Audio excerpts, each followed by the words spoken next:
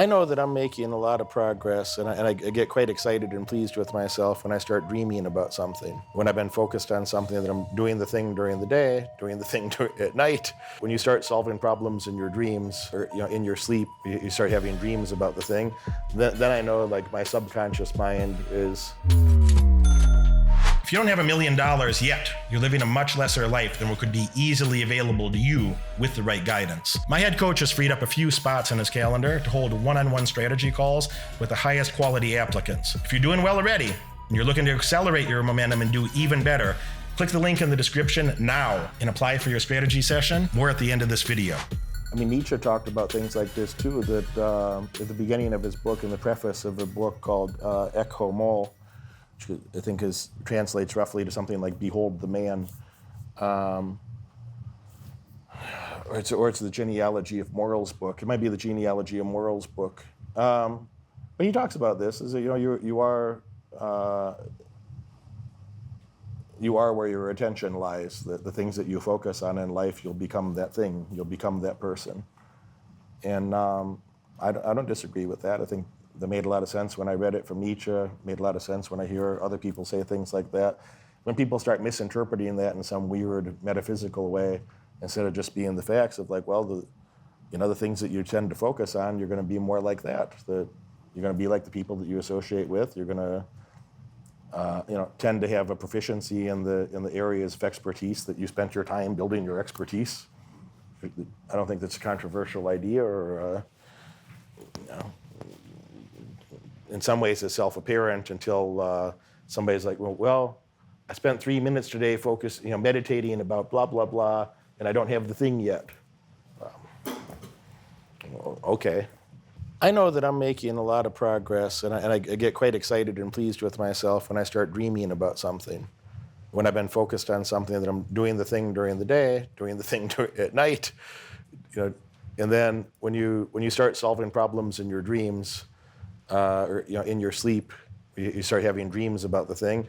Then I know, like, my subconscious mind is getting more aligned with my conscious mind. That, like, we're going to make serious progress on this thing now. Does that make sense? Some of you have that sort of experience. You might say it in slightly different words, but when you're doing something, you're spending your days, your conscious time, focusing on a problem, focusing on a solution. And that when you start dreaming about the thing too, I think that this is just my interpretation. I might be slightly misusing a word or something. This is just my loose interpretation. It's not something I read a study on. But I find, for me personally, that if my conscious brain is focused on something during the day, during my normal waking hours, about the time that I start dreaming about it and looking for solutions in my dreams, you start making real progress. And I just think about that as, like, your subconscious becoming aligned with your conscious, that you're kind of fully focused on that thing now. And if you're a halfway smart person and you get to that spot, good things start happening. And I don't mean that in a fuzzy metaphysics way. It's just, try it for yourself. I'm like the real life Scrooge McDuck. That's so weird to say, but, like, I don't like kids. He's got his little nephews. I don't hate other people's kids. I just don't want to raise kids of my own. So he hangs out with his little nephews when he wants to. Like, I'd be like a fun uncle. I'd be a pretty fun uncle, I think. I think I'd be a terrible dad, honestly. I wouldn't want to be a dad, but I think I'd be a pretty fun uncle. I'd show up and take the kids on an adventure and talk a little shit to them, and then get the fuck out of there when I felt like it. Be perfect, But Scrooge is like a fun uncle. He takes his 3 little shithead nephews around and has fun with them, and he takes them on adventures. He'll have his little duck girlfriend, his pretty duck girlfriend in her pink dress. They go stop over and get that little booty, or whatever ducks do with one another. And then, most of his fixation is, like, going to find a treasure somewhere, This is gathering resources, collecting the resources, and finding some new treasure, and traveling somewhere cool, and so on. But that's what I thought about. I liked that. I liked those cartoons when I was a kid, and somewhere that got into my brain. My parents were both hoarders. I'm not a hoarder of things. I really have very little clutter. For those of you that've been around, is like, everything's in its place. The best compliment somebody could give me is, like, it looks like no one lives here. It looks like everything's so orderly. It looks like no one resides there. It's like, Now, there's a few places, a desk shouldn't look that way or nothing's getting done, So there's a couple places that are carve-outs that, like, my nightstand looks like a disaster. The desk can look like a disaster at times because shit's actually happening, So that's not a bad thing. But, most everywhere looks pristine and everything's in its place. So my parents would hoard junk, and I hated this of, like, you walk through the house and there's like little pathways and it's too much clutter and too much junk. I hated it. So I just like big open space. I like these big open spaces, but my brain still has that little hoarder bug that I want to learn new things. I want to gather new information and gather new skills and gather more resources. And my brain thinks about it all day long. And then I sleep and I dream about it. And then I take a nap and I dream about it. And then I wake up and I think about it. And then I take another nap and I dream about it. And that's all I do.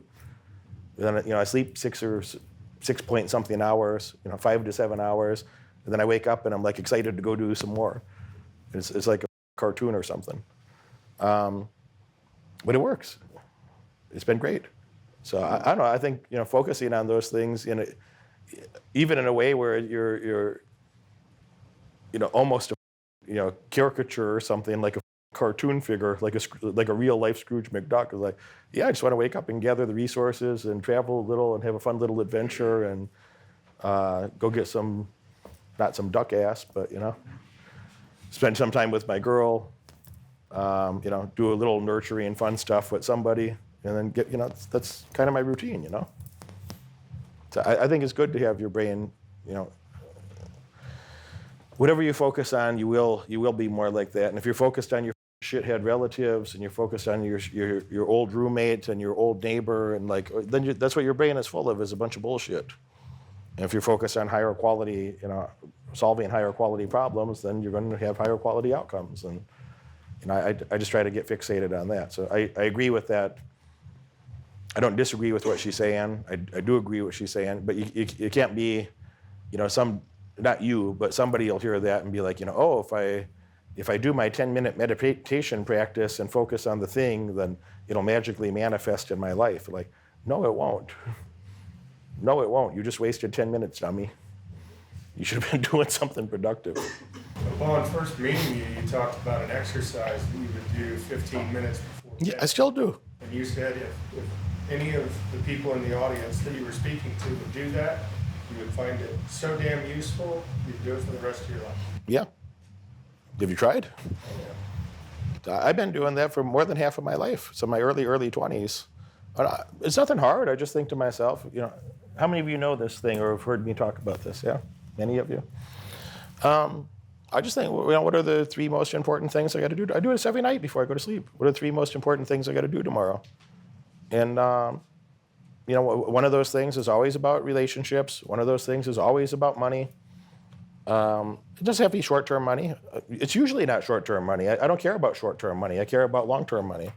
So it's like, what can I do tomorrow that's going to enhance my financial future that might not give me a monetary return for 20 years, but it's going to be worth the effort to put in, that I should make it a priority to do that shit tomorrow. So what can I do to help my financial future? What can I do to strengthen my relationships with people that I care about, that it's going to be mutually beneficial long-term relationships? And the third one is just whatever seems important that day, whatever seems top of mind that's important to you or seems urgent or whatever's in your brain that you're already thinking about. Humans do that. We're all, we do things habitually. Humans create little habits and they do the things. Sometimes you got to trick your brain and ask yourself, like, especially if it's something that you don't want to be true. You'd be like, what am I up here? Sometimes people don't want to answer that question. So you say, well, what could I do better? So how could I do this differently? So you got to play with your brain and ask yourself the same damn thing from different angles sometimes to trick yourself into giving an honest answer, or finding a unique answer that might not be obvious to you. But if you ask the question a little bit differently, it's like, what am I up here? What could I do better? How would somebody else potentially accomplish this goal? If I was making an error, what might it be? If someone else were to make an error, what common error might they make that certainly you wouldn't make? But some of you, that you'll have to answer this question that way because you don't even want to admit to yourself that you could fuck something up because you like your ego too much, okay? So, and there's been times I've done that, which is why I'm explaining it right now. So, I too am guilty of this buffoonery. But, if you could ask the question of like, if somebody else were to f this up, how might they f it up? That might be informative to you. So hopefully you could laugh about that. Hopefully you could identify that independently and laugh about it, and then just get back to the primary question of like, what am I f***ing up, or what could I do better? But yeah, sometimes you got to find a different angle or a different way to give your brain enough variety that you have to actually be engaged and answer the question, instead of giving an autopilot response that might be 70% true, but certainly not optimal for, to give yourself an instruction of what to spend your days doing. Like, you'd like the most optimal instruction, not a rough approximation, I do, and then in the morning, check in with yourself again. This only takes like 5 minutes at night, 5 minutes in the morning, maybe 10 and 10 if you're not used to it yet. Later on, 5 and 5. It's not a lengthy thing that, you don't have to write a long essay. It's just like, you wake up tomorrow and you're like, hey, is that still the most important thing? And sometimes you thought of a better answer overnight. Sometimes your brain's trying to trick you and be like, well, that shit seemed like a lot of work. Let's just do this abbreviated pussy shit instead. So you have to have the cognizance of that, of like, am I trying to trick myself into a lighter workload and less long-term benefit, or is it really this is the better way to do it? So there's a lot of little things you have to be conscious of in your own damn brain.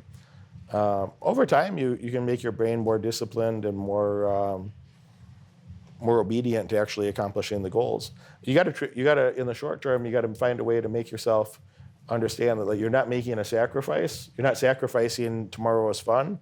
You're investing in a brighter future where you're going to have way more fun in the future if you're willing to. You have to frame that as an investment, not a sacrifice, which is actually more logically true. If you have less fun tomorrow, but you get to have way more fun in the future because of it, that wouldn't have happened if you didn't do the tough thing tomorrow. Like, did you make a sacrifice? Did you sacrifice tomorrow, or did you make an investment in a much better future? So that is a more rational way of thinking about it. But people are so biased towards right now, that temporal bias is a hell of a thing. Yeah, temporal bias is a hell of a thing. Richard Thaler talked about that, who deserved his Nobel Prize for some of the shit he did. But yeah, people are extraordinarily biased towards right now, immediate gratification, short-term thinking, to the extent that they're damn near blinded and can't think about the future past 3 months or 6 months is about as far as a normal person can contemplate, really. And it's hard for them to have to attach an appropriate emotional relevancy to realize that, my future self, a year from now, 5 years from now, 10 years from now, you're still going to care about your feelings in the future. And if you did the right things now, you'll have much better feelings in the future.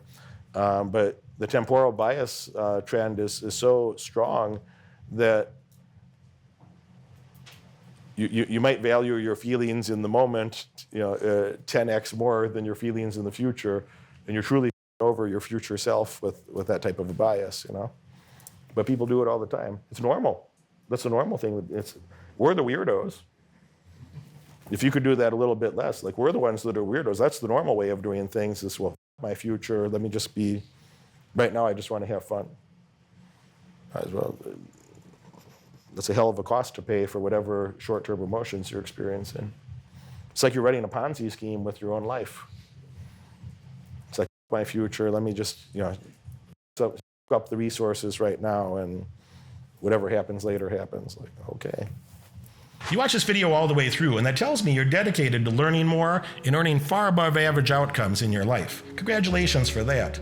But now it's time to take action. If you could have earned those results by yourself, you would have done it already. My head coach has opened up a few spots on his high-demand calendar for an in-person, one-on-one strategy session to help you. On this call, we'll give you pragmatic advice that you can implement tonight to get laser-focused on the right metrics and leave mediocrity far behind in your past. Click that link right now in the description below and apply for your call immediately. Do it now.